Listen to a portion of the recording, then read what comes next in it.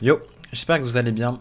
On se retrouve aujourd'hui pour le premier épisode de la série Guide du DHOTK. Donc premier match-up qu'on va vous présenter, que je vais vous présenter. Et ici on va avoir affaire au mirror de DHOTK. Donc rien de mieux que commencer par le mirror, savoir les subtilités, autour de quoi tourner, quels sont un peu les plans de jeu pour vraiment faire la quête et en même temps tourner autour de planer, hein, qui est sûrement la carte la plus tech dans le deck et qui a de quoi battre le maximum de match-up. Bon visionnage. Nous voici donc pour la première game en top légende en mirror de DH. Donc pour ce qui est du mulligan, les cartes qu'on va rechercher dans le mirror, ça va être tout simplement glide. Dans l'idéal, glide, ça va être la carte que vous voulez, comment dire, garder le plus à gauche de votre main. Et ça va être une carte très technique, c'est-à-dire, dans l'idéal, si votre adversaire fait la quête, il fait l'erreur de faire la quête, vous pouvez le glide sa main. Et inversement, si sa main se remplit énormément, vous pouvez également envisager de glide. Et donc c'est pour ça qu'il faut essayer de la libérer le plus possible, ou grâce à l'étude, vous avez 23% de chance de découvrir glide. Donc ici, je vais garder l'étude parce que justement, je veux m'augmenter les chances d'avoir glide. Et d'autres cartes que vous voulez forcément mulligan, c'est l'arma 1, le sigil dans tous les match-ups, spectral s'il est bien à gauche de la main ou si vous avez facilement moyen de vous dégager la gauche. Et j'envisage fortement de garder les cartes avec échangeable. Parce que le premier tic de quête est très facile à faire, il suffit d'une carte qui pioche 2 ou simplement l'arme plus une carte échangeable en plus en main et vous ferez la quête. Ou il y a également le double jump que vous pouvez garder en main sans problème car l'argument c'est de pourquoi pas sur 4 là avec la pièce piocher glide, le plané.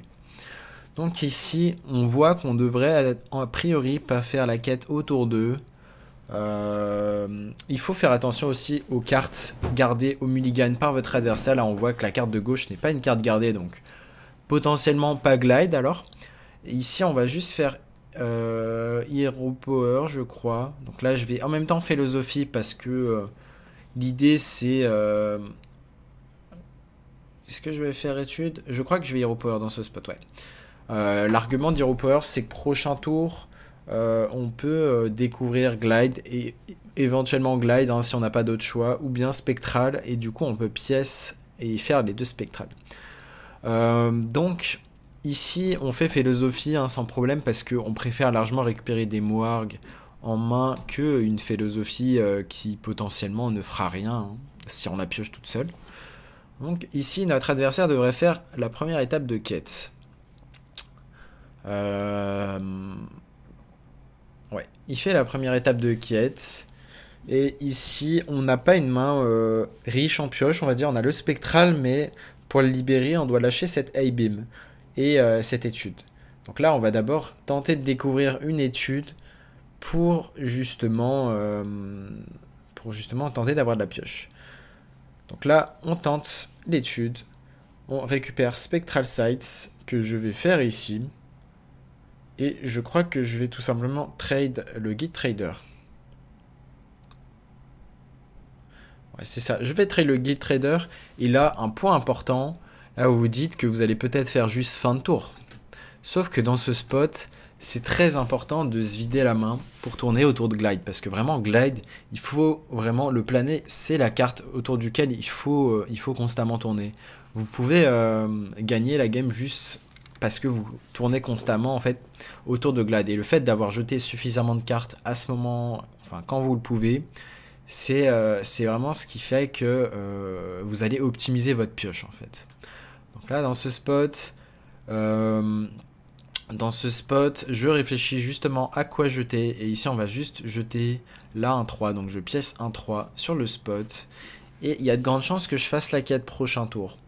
Du moins le deuxième tic de quête parce que on va piocher 1 avec sigil, donc on va passer à 2 en comptant la pioche naturelle hein. La pioche naturelle compte dans l'équation de la quête. Avec double jump on va passer à 3 et A-beam et spectral on passait à 5. Donc ici, il nous fait glide, donc on a bien joué autour, donc pas de souci là-dessus. Et là, on peut voir pardon, que j'ai récupéré la glide à mon tour. J'ai récupéré glide à mon tour. Et là, on va dire que la main, j'ai pas vraiment envie de lui faire glide, sachant qu'il a que 3 cartes en main.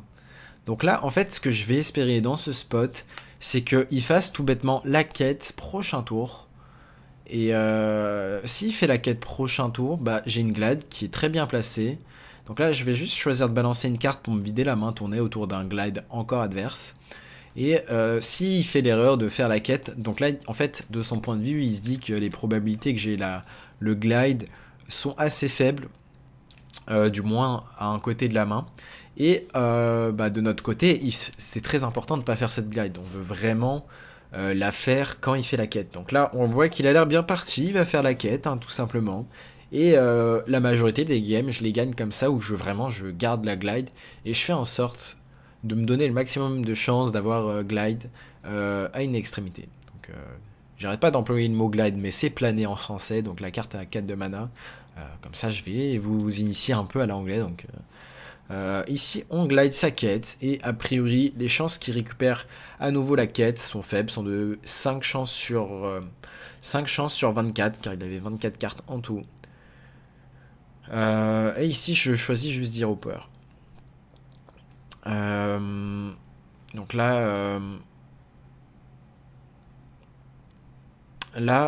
justement on a fait la deuxième partie de la quête. Certes on n'a pas fini la quête nous, mais lui il a fini, mais justement il y a le paramètre de il l'a dans le deck, et là tant qu'il la pioche pas, on va dire qu'il est bien coincé.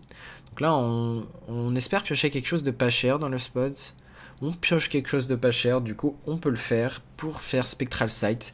Et ce qu'il faut se dire vraiment, c'est que cette arme, une fois équipée et que vous avez un de stack et que vous êtes prêt à taper, eh bien c'est tout simplement 2 de pioche, parce que vous piochez la carte tradable.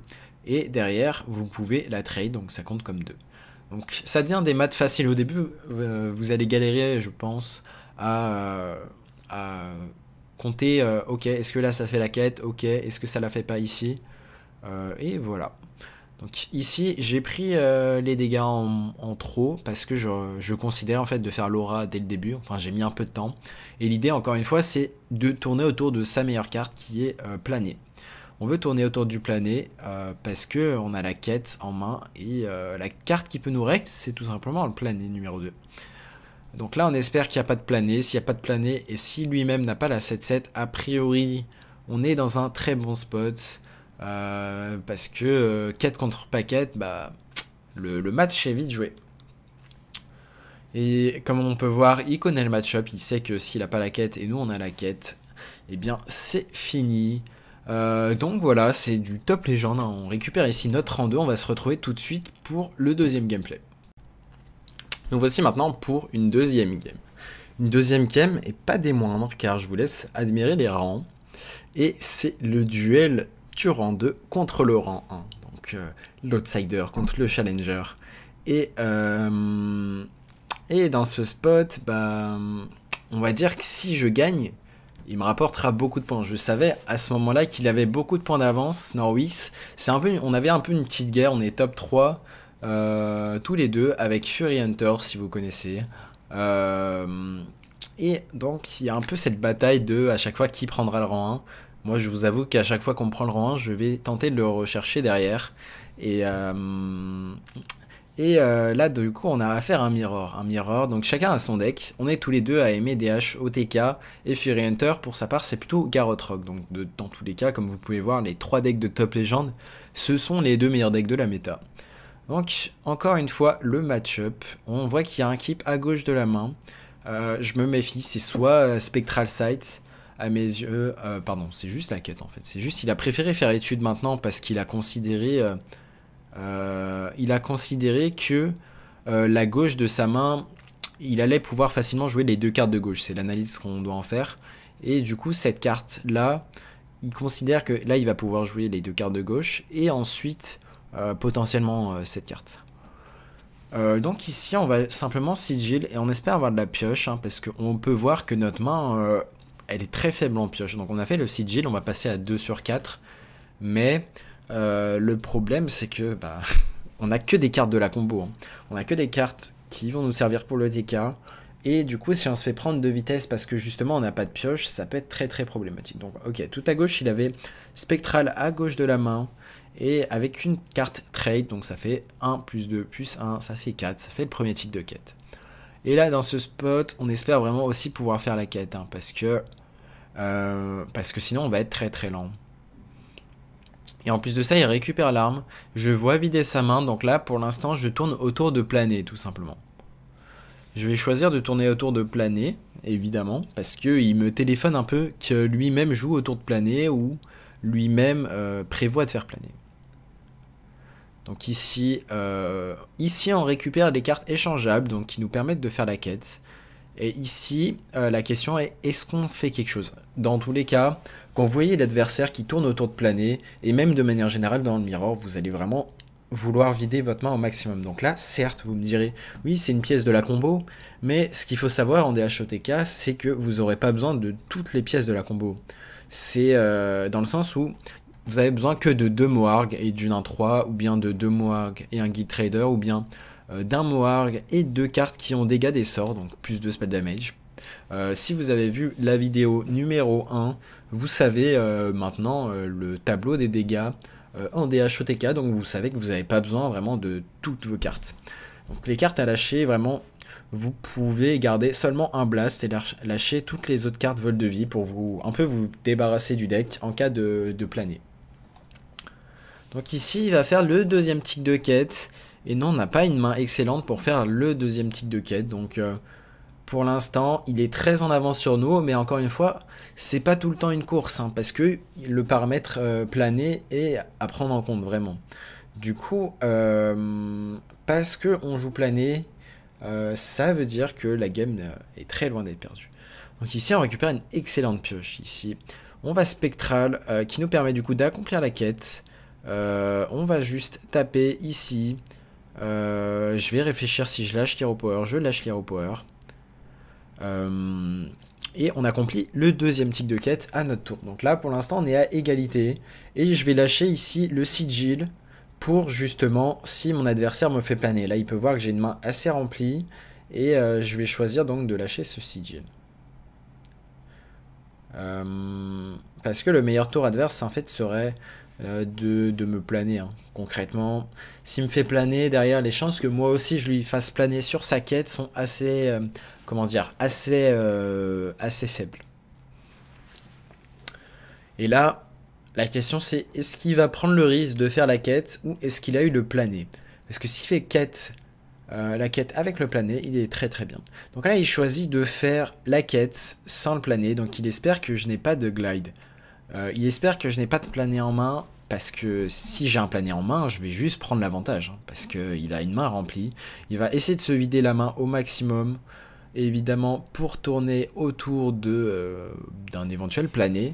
Mais bien sûr, nous, c'est la carte qu'on veut récupérer, hein, c'est le planer. Là, on a le double jump, le double jump pour tenter de la récupérer. Donc ici, on va tenter. On va tenter d'abord de piocher avec ça et on récupère évidemment le planer. Le planer tant attendu. La question c'est est-ce que je vais lâcher d'abord mon blast à 0. Je vais le lâcher pour justement augmenter les chances de récupérer de la pioche derrière. Et en général dans ce genre de spot, s'il ne pioche pas la quête immédiatement, vous êtes vraiment très très bien. Et ça m'arrive très souvent hein, de gagner le match-up vraiment, ou tout simplement l'adversaire prie à chaque fois sur... Bon, dans tous les cas, il se dit, vas-y, je perds sur planer, mais font quand même la quête le plus tôt possible. Et moi, je suis plutôt dans la team de, je vais tenter de tout faire pour setup mon planer, et d'abord attendre que l'adversaire fasse la quête, pardon, et ensuite je vais chercher à planer. C'est vraiment, c'est du mind game en fait. Et si vous avez vu le match-up, comment jouer Rock Garrot contre DH OTK, vous pouvez voir que c'est constamment la carte autour duquel il faut jouer. Beaucoup se disent que on ne peut pas jouer autour de cette carte, si jamais il l'a, bah c'est bon, c'est perdu. Alors que moi je suis plutôt d'avis à ce que il faille constamment jouer autour. Donc ici on va trade d'abord la 3-4. Pourquoi la 3-4? parce que la 3-4 c'est la carte qu'on a envie de réduire, donc c'est pour ça qu'on la trade, et une fois que vous l'avez trade, si vous la récupérez, elle coûtera donc 2 de moins, et inversement, si elle coûtait déjà 2 en main, vous la retradez, et si vous la repiochez, elle coûtera 0. Donc là, on va choisir de faire l'aura, pour se vider la main, c'est l'argument numéro 1. Notre adversaire n'a pas récupéré la 7-7 pour faire la quête. Donc là, c'est très important de pas non plus se faire rec sur Glide, hein. Il n'a pas joué de plané lui-même. Donc on va essayer de constamment jouer autour de plané pour ne pas se faire punir. Parce que, en fait, si vous utilisez toutes vos cartes de pioche derrière, bah, vous allez vous retrouver avec seulement 4 cartes en main, plus de cartes de pioche, donc vous devez espérer piocher le guinotte et les pièces de la combo. Donc là, je vais en l'occurrence, je crois, Acrobatics. La question, non. En fait, la question, c'est est-ce que j'Acrobatics ou pas? Parce que Acrobatics, c'est une ressource qui pioche très souvent 4 cartes. Donc ça veut dire si vous la lancez maintenant et que derrière vous faites planer, c'est très très problématique. Donc là, je vais juste choisir, je crois, de faire le rayon à 3 de mana et ensuite glide ma propre main. L'idée, c'est de justement vider ma main et vider les cartes que je ne veux pas piocher de manière brute. La question c'est aussi, est-ce qu'on lâche cette petite 1-3 qu'on a en main ou pas? Et la réponse est, je ne vais pas la lâcher parce que tout simplement c'est une pièce de combo et au pire des cas, si on se fait planer, on se fait pas trop punir parce que justement on va dire ce qu'il faut. Donc là, je vais lancer l'aura pour vider encore une fois ma main. Là, il n'a pas envie de me planer ma main. Peut-être qu'il peut avoir envie de planer sa main, mais maintenant, il n'a pas vraiment envie de planer notre main. S'il l'a, donc là, il voit qu'on a bien tourné autour tout le long de son plané. Donc vraiment, c'est la règle numéro 1. Tourner toujours autour de plané autant que possible. Et pour aller plus loin, c'est vraiment d'identifier si vous pouvez vous permettre de planer la main adverse quand justement il fait la quête. Donc, si vous l'avez tout à gauche de la main ou si vous avez un double jump en main, vous allez le garder et vous allez attendre qu'il fasse la quête pour le faire.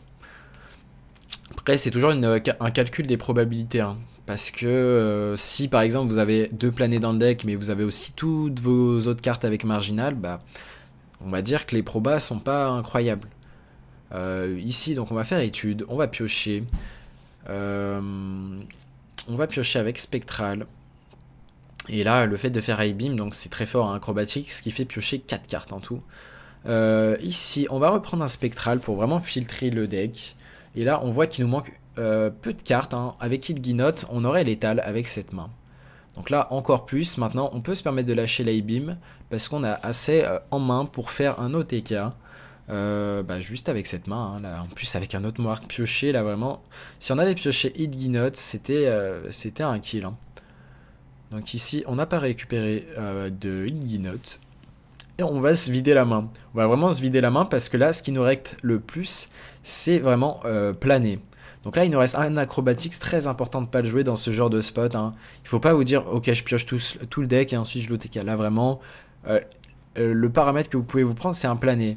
Donc là, j'ai longtemps réfléchi et je vais même drop un Moarg. J'ai réfléchi à quoi? J'ai réfléchi à est-ce que mon adversaire peut me tuer? Et partant du principe qu'il a aucune réduction en main, mathématiquement, c'est impossible. Donc là, au maximum, il aura Il'gynoth à 5 de mana et derrière, c'est pas un Moarg plus des sorts de vol de vie qui vont faire qu'il a 7 dégâts. Donc dans ce spot, voilà, on a tourné au maximum autour de plané, c'était très tricky, on va dire, de lâcher ce Moarg et d'anticiper en mirror de DHOTK. Normalement, avant tu disais, attends, si tu lâches le Moarg, tu prends le risque de mourir quand même. Mais maintenant, avec Il'gynoth à 6 de mana, quand vous savez que mathématiquement, c'est pas possible de mourir quand il n'y a pas de réduction en main, bah, c'est correct de faire notre play parce que justement, on a tourné autour de plané dans ce spot. Et là, la question c'est, est-ce qu'il a pioché plané? Est-ce que... Parce que dans tous les cas, s'il n'a pas pioché plané, il était 100% mort. Et il a pioché plané, mais comme on a tourné autour, ben, on sait augmenter les chances de ne pas... de piocher justement cette acrobatics ou bien Il'gynoth. Et là, le Moarg est resté en vie. Si vous connaissez vos Quick Mad, vous savez que ça fait 36. Pas besoin de piocher dans ce spot. Et c'est la mort du rang 1 légende. Donc voilà, on n'a pas pris son rang 1 parce qu'il avait justement beaucoup de parties d'avance, mais Mais on va dire que ça nous fait beaucoup de points au MMR, et surtout quand vous perdez au rang 1 ou rang 2, les défaites rapportent quasiment 2 fois plus, enfin font perdre 2 fois plus que ce que vous gagnez. Donc c'est pour ça que c'est très important de ne pas perdre, du moins de perdre le moins possible et d'avoir un win rate proche du 65% de win rate pour, on va dire, rester au même rang. Donc voilà, j'espère que ce guide vous aura plu. N'hésitez pas à me dire quel match-up vous aimeriez voir, hein. Dans tous les cas, le prochain match-up que je vais vous montrer, je pense que ça va être druide alignement. J'ai des très bonnes games à vous montrer et étonnamment, ce match-up n'est peut-être pas si mauvais. Donc je vous dis à la prochaine et tchuss.